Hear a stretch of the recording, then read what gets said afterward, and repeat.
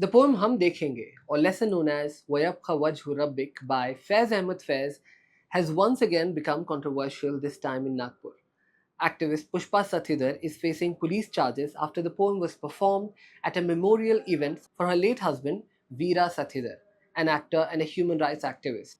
As part of the tribute, a participant recited Hum Dekhenge, the iconic nazm by Faiz Ahmed Faiz.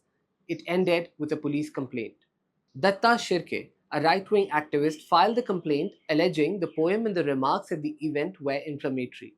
The police complaint says, at a time when the country valiantly fought Pakistani forces, the radical left in Nagpur were busy singing Pakistani poet Faiz Ahmed Faiz's poem.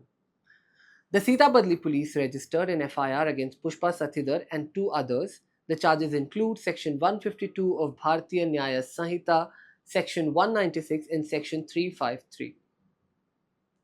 Police Inspector Vittal Singh Rajput confirmed that an investigation is underway and no arrests have been made so far.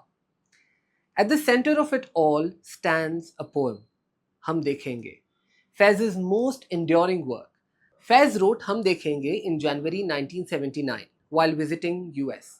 It was a time when Pakistan's first democratically elected Prime Minister, Zulfikar Ali Bhutto, was deposed in a coup by General Ziaul Haq in 1977.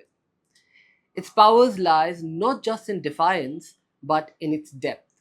As Professor Gopichand Narang once said in his last televised mushaira, Faiz is a poet of revolution, but his tone is content.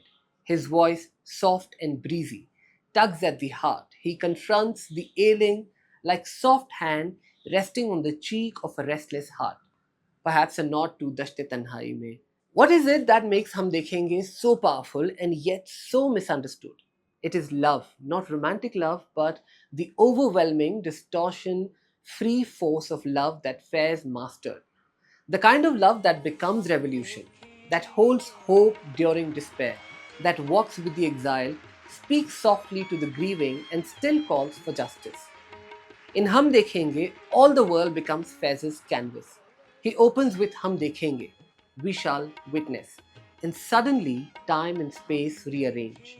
What is he looking at? What awaits in deference? What is to appear? Mountains scatter like cotton, thunder shakes the sky, bijli kad kadkegi. The eternal slate of truth, Lauh-e-Azal, is unveiled.